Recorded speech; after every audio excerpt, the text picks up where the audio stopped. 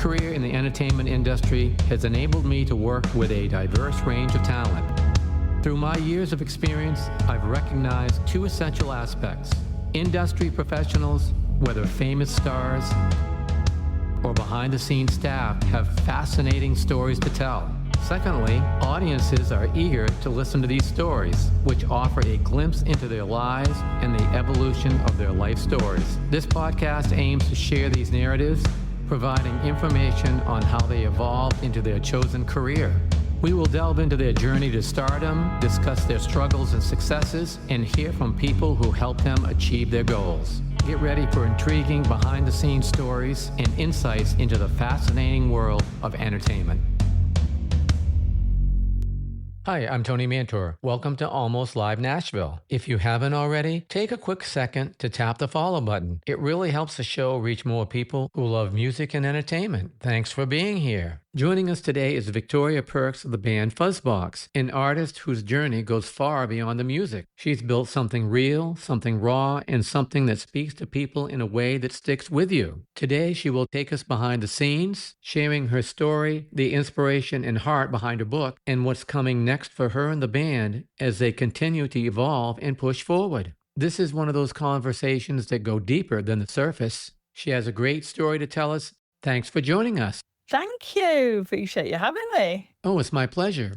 Let's give the listeners a little background on your journey and what's coming up next for you. Okay, well, my sort of main background that people might know was obviously Fuzzbox. We've got a Fuzzbox and we're going to use an all-girl band from Birmingham, England that we did, really well. Sort of formed for a bit of a laugh and ended up having chart hits and touring a lot of the world. So that was really great. Fuzzbox is a funny thing. It just keeps sort of popping up every few years and things happen again. Yeah. We've had a few reunions, which have all been fantastic. Nice. Latest exciting thing, I've got my book here, is the book, the biography, which is very, very bright and colourful. Yeah, that's great. Yeah, that's kind of kicked off a whole new, maybe an era. A lot of things are falling into place at the moment for live shows. We've done a Fuzzcast, which is like a podcast, but we've called it a Fuzzcast in front of a live audience. Those are already up on Spotify. It's exciting. And then I'm still doing all my own well-being stuff, which is Happy Life. Oh, nice. Solo music.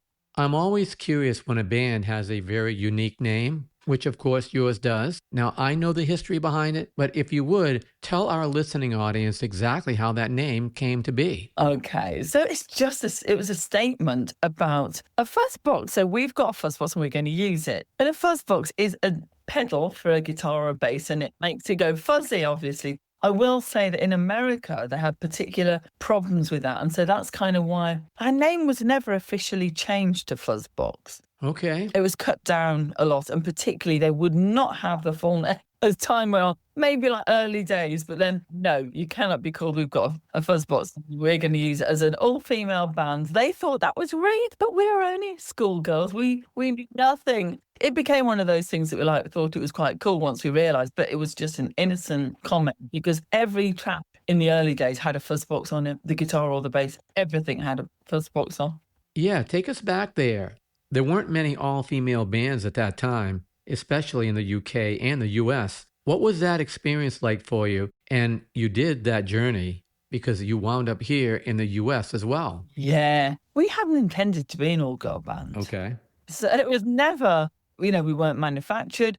It wasn't considered. There was no plan. We were just like mates. 3 of us were at school together, so we were friends. And then 2 were sisters. It was just a really organic thing that we thought would be really fun to pretend we had a band, volunteer to support a friend's band. And then before we knew it, we were signed up at the second gig by a local label and off we went. So, that wasn't intentional. But once we realised we were an all-girl band, we felt really, we kind of felt like we were holding this torch or a banner, and ran with it. Sure. We did get treated very differently. I mean, the interview questions, I'm sure, were extremely, it was just really banal. It was always about, how do you decide who wears which colour lipstick? You argue over boyfriends. Yeah, it's just like, oh my gosh, really? Mine's a little bit of that, but then it's like, talk the music, how about that? And the songs and how we write the songs or who plays what, Sure. And it was quite misogynistic. Don't know how much it's changed, if I'm honest.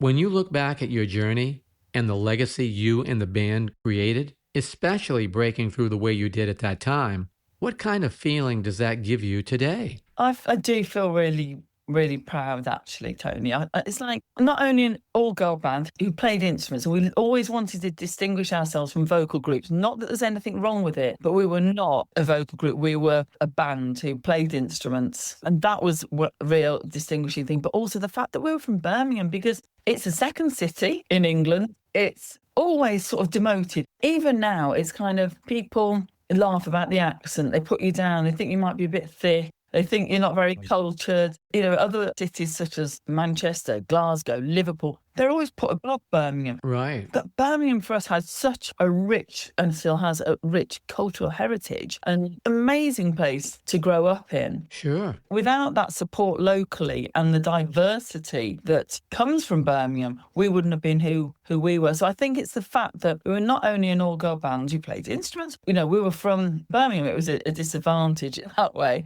Without even meaning to, we did rather well. At a time when music had a pretty clear identity, you were doing something that stood out. Did you run into resistance from labels or the industry trying to shape you into something more commercial? Did that affect you at all? Not so much in the early days, because it was an indie label. Okay. We're an indie band. We were just kind of going with it, really. So I don't remember there being any major sort of artistic or creative differences there. They got us, you know, and we got them. So we all got on really well.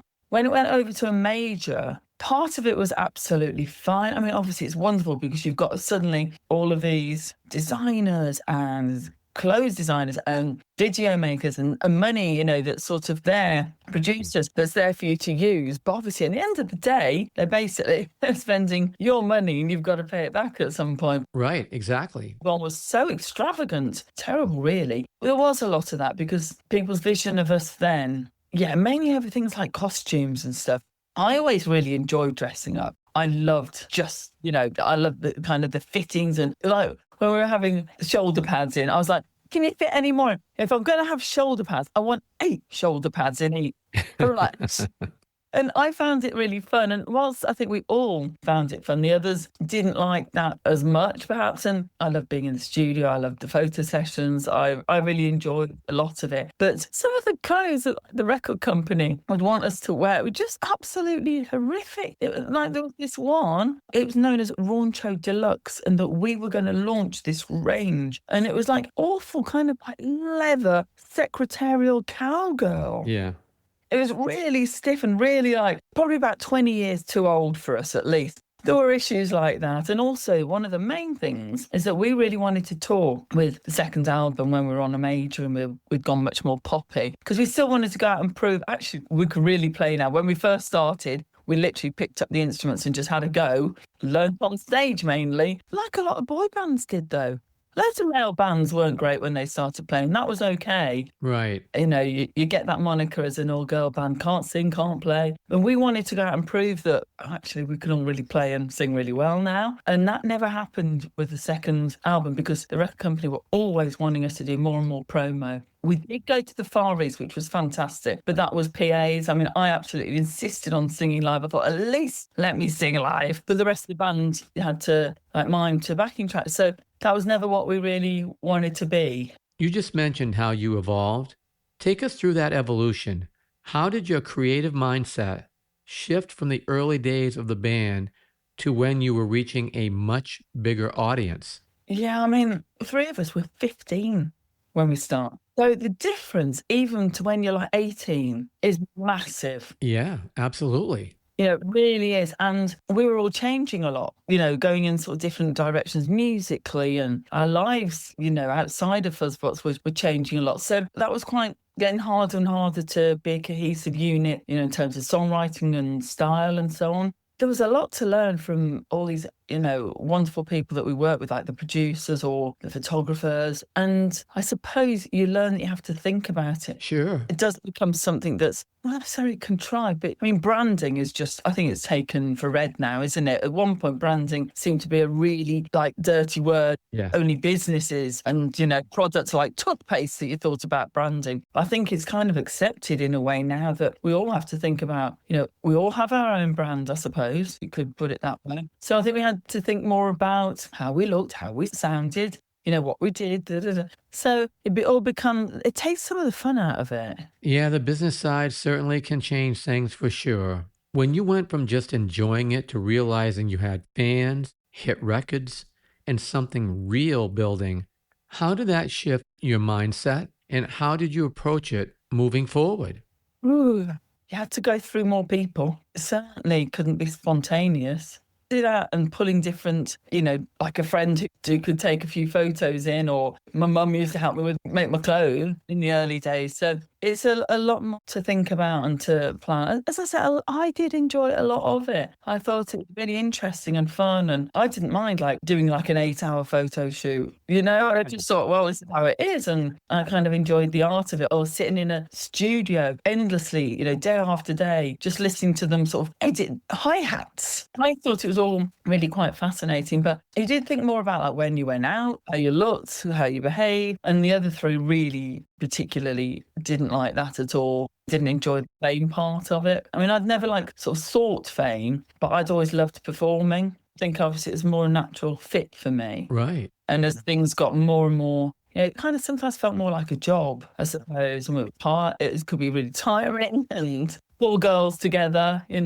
hormonal and strong-minded. It could be quite hard work. Music sticks with people in a very personal way. A lot of people tie music to moments in their lives, which we all do. Have you ever had a fan share a story about how your music affected them in a very meaningful way? A lot of times, actually. I mean, people have actually said, your band, made me go and do this, your band or that song. I remember one time had another band, I had an Americana band for a while called Vixen Her Mischiefs, which is absolutely a lovely band, all-girl band as well. And we were doing a gig. I was looking on this lovely jewellery stand and I was going to buy some of the jewellery. And the gentleman, hold on a minute, you're singing from Fuzzbox, are you? I'm like, yeah, actually. And he said, your band made me want to completely change my life. I was really unhappy. I was really depressed. I was doing a really boring office job that I absolutely hated. I was in an awful relationship. I had no dreams or anything. And then I saw you girls and I thought, God, I could get out and do something I really wanted to do. And he learned how to do glass blowing. Yeah, wow. Making jewellery. And it was exquisite, honestly. He gave me some, actually, which was really, really kind. Yeah. It's not life world changing, but it's life changing for someone. Sometimes if you can just inspire somebody to do something that they really love. I mean, I guess that's why I've gone on to do a lot of the things I do in my little business, Happy Life. I mentor, particularly a lot of teenagers, actually, because I remember that so well myself and how you need guidance. I just want to bring the best out in other people and help support them to try to follow their dreams, Sure. Be as strong and resilient in yourself as you possibly can. If someone was just discovering your band for the first time, what would you want them to listen to first? Oh, I think that the first album, Boston Steve Austin, I would go for Rules and Regulations. Okay. It's our first single, and I wrote it's like my little rebellious anthem. There must be more to life. There must be more than this. Then Rules and Regulations to command and obey. And it's got lots of words in it. I'm still a massive fan of a good whoop. It says a lot about exactly what we were doing, what we were thinking, and our attitude at the time. So I think go for that. And it's really fuzzy and it's nicely produced, although at the time we'd only just started picking up instruments and playing, but it still sounds great, I think. Did you ever have that we made it moment where it went from just playing shows to realizing you were actually living the dream?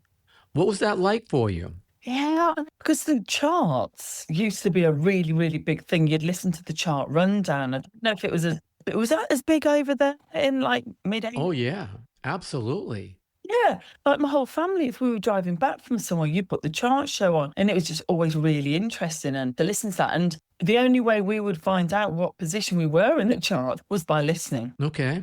You might have had a midweek like guesstimate. You never knew where you were going to be. Like if you were going to be, you didn't know that. So in those days, even being top 40 was phenomenal. I remember listening and we just snuck into 39. I thought, oh, even that was really exciting. And for all my family, because we were all listening. But, oh my gosh, you got into the... We weren't really even expecting to be. We were just listening to the chart rundowns. That was like a little moment of, oh, we're something's happening.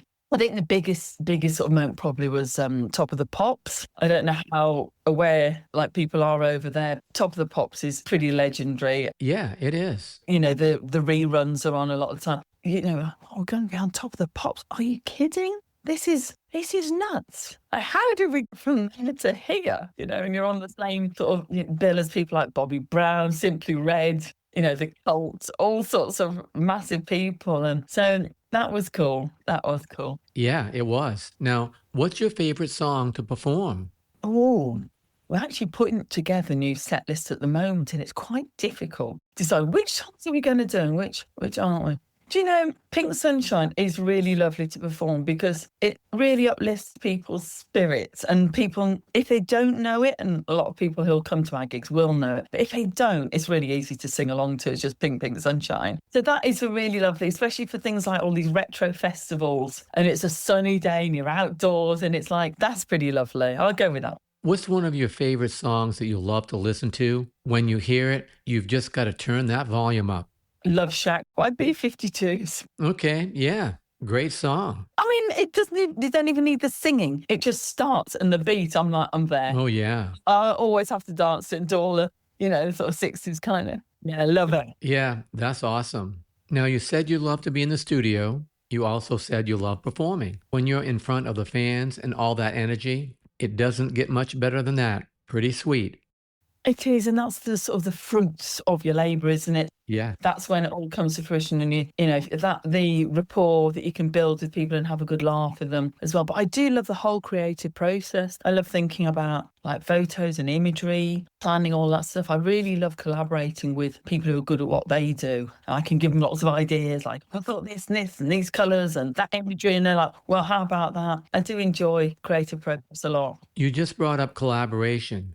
So who is that one singer that you would just love to sing with? I suppose I can't have Elvis Presley, can I? Sure. I'm absolutely mad on Elvis. Yeah, he's the best. It was absolutely fantastic. That would be great. There's got to be other people. I mean, Bowie, I would absolutely, I think I could strut with Bowie. So after all these years, you've built quite a legacy. In 10, 15, 20 years from now, someone listens to your music. What do you hope that they take from it? Anyone could do it. I could do that. Yeah, that's good. I like that. Yeah, I mean, I really hope now that I would love, like, particularly say like teenage girls, but also just anyone who doesn't know what to do in the music business, you know, who should we be? What should we sound like? Be really true to yourself, you know, and think, well, I'll give it a go. Do it for a bit of fun, see what happens, but be yourself. Don't be trying to craft yourself on the next, you know, at one point, everyone wanted to be the next Adele. Yeah. You know, or the next whoever. That's done. Just be who you are and, you know, make the most of that. With everything that you've done, hit records, videos, what was it like when you turned on the TV and then all of a sudden, there you are? Really fun, but you know what? When we used to watch any live performances back, because we did a lot of like kids' TV, Saturday morning breakfast TV, we did ever such a lot of stuff. Sure. And we would just be laughing at each other. Look what you did there. Oh my God, look, you said that. Oh, you fell over. Because we did, especially Joe the guitarist, she quite frequently fell over or like a string would break or Yes. something, you know, an amp would blow up. Right. So although it was really fun, it was like watching a home movie to us. Nice.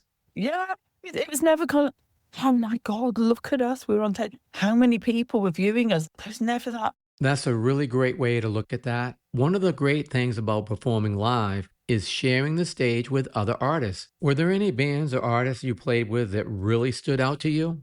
Aerosmith was quite a cool one. Yeah, that's a good one. Actually, we weren't on a show with them, but we were touring America. We did the East and the West Coast. And we were in Hollywood, I believe. They were at the same hotel and we were in the foyer. And we had these makeup boxes that were actually toolboxes. Okay. And it's funny because I'm sure I reckon we were the first people to use that, because makeup artists now use a similar thing, don't they? We thought it was a really cool idea. We used to go down to, it's still going actually, a famous bar shop called Halford's. And Steven Tyler came in with all his band. He's like, oh my God, what you got there? Actually, it's a makeup box. He wanted what we had in there. So he opened it up and there's all these makeup brushes and blushes and lipsticks, everything beautifully all lined up.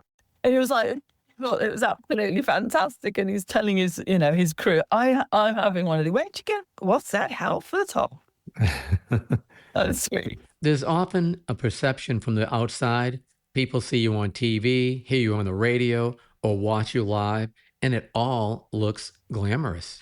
But the reality of it, it's a lot of hard work. How did you handle that difference between fame and reality? Yeah. I mean, I don't know whether we, as I say, ever really got madly into the whole kind of fame thing. I get that. You didn't get into the whole fame thing. Ultimately, the fans did. That's part of it too. People will see you and create their own perception of who you are, whether it's accurate or not. How did you balance that side of the fame with the reality of what your day-to-day life was really like? Yeah, I mean, it is true, isn't it? Like someone will see a photo of band or a model or whatever, and it's like, oh my God, that's great. And it looks like it's just a split moment, doesn't it? But it could have been 8 hours. Yeah. That shoot. Right. And there's so much that's been thrown away probably as well whilst that was happening. So there is a lot of hard work that goes in. I mean, nobody wants to hear like bands or actors, famous people, successful people moaning about how difficult their life is and, and how they struggle. Nobody wants to hear that, do they? Yeah, a lot that goes into the scenes. And I think that's part of when it does become, is to start to feel a bit more like a job, when some of it is quite tedious as such. But, it can be quite monotonous. I mean, being on tour is really quite grueling. Just trying to get some sleep, and then you're going from one venue to another, and then you're going to have to get up really early to either get up and travel or get to a few different radio stations. The toll on your voice is hard going. It is. Been there. And in the early days, I did struggle a lot with that. And then I got myself super, super healthy. Make sure I get all my 8 hours sleep and local exercises. And it was a hard lesson for me to kind of learn. Yeah. But it did mean that it wasn't as fun, because the others could stay up and they'd be like, partying. And I think, no, I'm going to go to bed and be boring and look after my throat and be professional. Yeah. So what do you have coming up? You mentioned reunion. Is there anything on the horizon for that? Yeah, I'm sure we are. So we're just talking to a new agent right now, which is really cool. Yeah. Kind of deciding where to go gig-wise. I think there will be some shows and festivals. I love festivals. So hopefully some of that over the summer, and definitely towards the end of the year, we've got some plans there, because it's the 40th anniversary of when we first released our album. Nice. So it's quite an exciting and big year for us. So we want to get out and celebrate that. Plus promoting the book, really. We've been doing some really nice events around the book. It's fun because it's a bit different from just doing a straight gig. You can do all the Q&As with the audience, read out little sections, live performance. I really enjoyed that, actually. I like the variety of it as well. And the close interaction with your audience, that was fab. Maybe new music, who knows? Yeah, that would be great. Now it's time to put on your thinking cap. What would you use as a description to describe your band and what you've done? I was just looking on my book thinking, is there anything? And you come up with a snappy description. 4 schoolgirls from Birmingham who form for a laugh, end up having, international success, hopefully inspire others to get up and do the same. Yeah, something like that. We thought there would be more women and girls out doing it. We were surprised that we kind of weren't surrounded by loads and loads of other female musicians and bands that were doing the same. And by now, 40 years, what the heck? I've spoken with some all-female bands here in the U.S., and there really aren't many that have had that kind of success. When you look at what you and the band accomplished, what does it mean to be part of that legacy? Do you know what? I mean, it's really great, because we're actually, Fuzzbox are still the UK's most successful all-girl band who play instruments. Wow, that's great. Something to shout about. But it annoys me as well, because, we kind of thought when we realised, actually we're an all-girl band, because we just formed organically. And they were like, there's going to be loads of us. this is going to be brilliant. We'll be, this is going to be a thing. We had so many girls writing to us saying, oh, I've picked up a guitar because of you, or I'm starting an all-girl band. We're like, yeah. Nice. Yeah. And it didn't really happen. I mean, 90s over here was quite good. You did have some bands that had some strong female lead singers, but also musicians in them. And there are a few around now. But why is it still so rare? Yeah, I know. What would you like to leave our listeners with that you would like them to know about you, what you've done, and of course, what you're going to be doing moving forward? I'm more than happy to keep kind of celebrating Fuzzbox. I think that it was a really exciting way to spend my teenage years and beyond. And so I'm more than happy to keep dipping back into that. I'm also really passionate about music and well-being. So that's what I do. A lot of my work is in mental health hospitals or working with a lot of disadvantaged groups and so on. So that's really important to me. I've always got some other project going on. I've currently got a really exciting solo project called Buzzfox. Aha! See what I did there? It's really fun because I just started to sort of sneakily release songs without making a big song and dance about it, not saying the connection. Yeah. I just wanted to go back to, it sounds a bit geeky, but the art of it, just doing it for the fun of it, thinking, how do I want to dress? How do I want to sound? I loved that. I mean, it did sort of come out a little bit. People were like, hold on a minute, isn't that you here? And sharing it on, oh, okay. So it's sort of slightly out there, but it's really fun. It's almost like my alter ego who doesn't care at all about, age and style and what I should be doing. Yeah, because of my age or because of my musical history. Right, exactly. Well, this has been really nice. I really appreciate you taking the time to join us today. Oh, thank you so much for having me. Because some great questions. A couple of them I had to really get the brain working, girl. Thank you so much. Really nice to speak to you. Thank you, Tony. It's been really, really interesting, really cool. It's been my pleasure. Thanks again.